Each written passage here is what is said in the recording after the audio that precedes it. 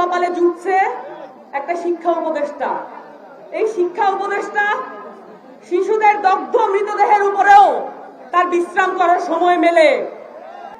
DGFI এর দ্বারা বাংলাদেশে 15 বছরে যত রকমের গুম খুন হয়েছে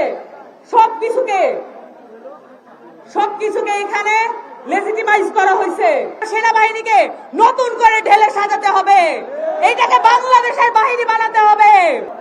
আপনারা সবাই এই সাউথ এশিয়ার ইসরায়েলের নাম জানেন? দিল্লি। গত কয়েকদিন আগে মাইলস্টোন কলেজে যে শিশুরা অগ্নিদগ্ধ হয়েছে এবং তার ফলশ্রুতিতে মৃত্যুবরণ করেছে, তাদের চেয়েও বেশি দগ্ধ মন নিয়ে আমরা আজকে আপনাদের সামনে উপস্থিত হয়েছি। এই দগ্ধ মন নিয়ে আমরা লক্ষ্য করছি এই ঘটনার তদন্তের কোনো অগ্রগতি হচ্ছে না। আমরা পরিষ্কার করে জানতে চাই এই মাইলস্টোনের ঘটনার পিছনে কার কার হাত আছে, কোন কর্পোরেট পুঁজি আর কোন বাহিনী এই ঘটনার পিছনে দায়ী আছে। আমরা খুব লক্ষ্য করলাম এয়ার চিফের পদত্যাগের দাবি মাঠ থেকে উবে গেছে, কিন্তু এরকম কোন ঘটনায় আমরা অন্য কোন দেশে পদত্যাগের দাবি উবে যেতে দেখতাম না। বাংলাদেশ একটা সভ্য দেশে রূপান্তরিত হওয়া দরকার। আপনারা এরও দেখেছেন বাংলাদেশে অভ্যুত্থান পরবর্তী সময়ে সবচেয়ে বেশি প্রয়োজন ছিল পুলিশ সংস্কার। আপনারা কি পুলিশ সংস্কার কমিশনের নাম শুনছেন? খালি নির্বাচনের সাথে সংশ্লিষ্ট যেই কয়টা কমিশন, সেই কয়টা কমিশন নিয়ে কাজ চলতেছে। পুলিশ সংস্কার কমিশন নিয়ে কোনো আলাপ নাই, শীর্ষ শিক্ষা সংস্কার কমিশন নিয়ে কোনো আলাপ নাই। সবচেয়ে বেশি জরুরি ছিল অভ্যুত্থানের পরে পুলিশ সংস্কার কমিশন এবং শিক্ষা সংস্কার কমিশন।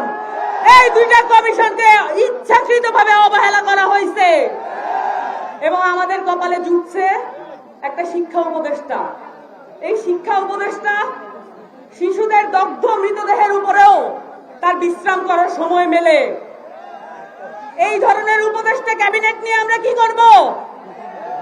আমাদের সরকার তো আমাদেরই বানাইতে হবে।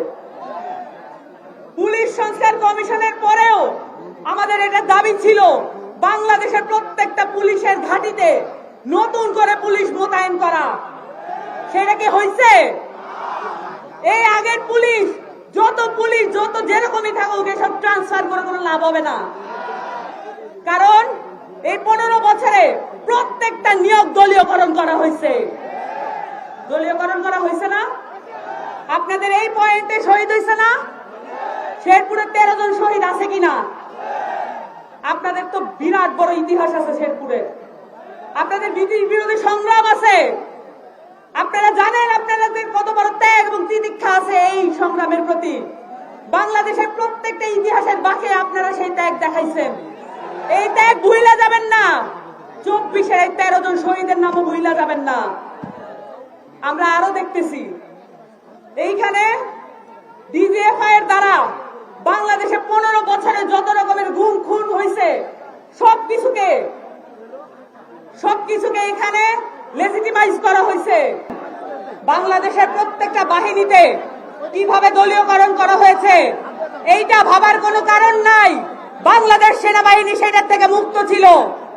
বাংলাদেশের সেনাবাহিনীতে প্রত্যেকটা অফিসারে এখানে দলীয়করণ করার সর্বোচ্চ চেষ্টা করেছিল আওয়ামী লীগ, কিন্তু কিছু সৈনিক বাংলাদেশের এই ছাত্র জনতার পক্ষে ছিল, এটা সত্য, কিন্তু পুরো বাহিনীকে ছাড় দেওয়ার কোনো সুযোগ নাই।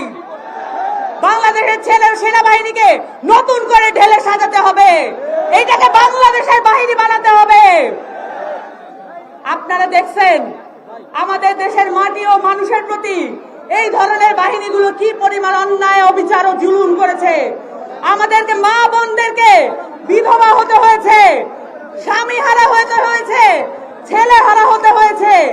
এই মা বোনদের দুঃখ কষ্টের নজির আমরা আর কোথাও দেখতে পাই না। বাংলাদেশকে এটার প্রতিশোধ তুলতে হবে। বাংলাদেশকে আধিপত্যবাদ বিরোধী এই সংগ্রামে সকলকে আসতে হবে। সংগ্রামী সাথী ও জনতা, আপনারা এও দেখেছেন গাজায় কি পরিমাণে অন্যায় অবিচার চলছে ইসরায়েলের দ্বারা। আমাদের এখানেও একটা ইসরায়েল আছে সাউথ এশিয়ায়। আপনারা সবাই এই সাউথ এশিয়ার ইসরায়েলের নাম জানেন? দিল্লি। এই দিল্লির থেকে বাংলাদেশের রাজনীতিকে মুক্ত করতে হবে। বাংলাদেশের রাজনীতি নির্ধারিত হবে বাংলাদেশের মাটিতে। এইটা আর কোন পলিটিক্যাল ব্লক, এইটা আর কোন ইন্টারন্যাশনাল ব্লক এটাকে ঠিক করে দিতে পারবে না। এইটা ঠিক করবেন আপনারা, যারা রক্ত দিচ্ছেন, যারা সংগ্রাম করছেন। আপনাদের হাতেই আছে এই দায়িত্ব। আপনাদের সকলকে আধিপত্যবাদ বিরোধী এই সংগ্রাম এবং এই আমাদের যে নতুন যাত্রা এবং নতুন সংবিধানের জন্য আপনাদেরকে সংগ্রাম করার আহ্বান জানাচ্ছি। একটা কথা বলে শেষ করব। আমাদের এই ছাত্র জনতার নাগরিকের সংগ্রামে আরো কিছু মানুষ ছিলেন যাদের কথা আমরা ভুলে যেতে বসছি।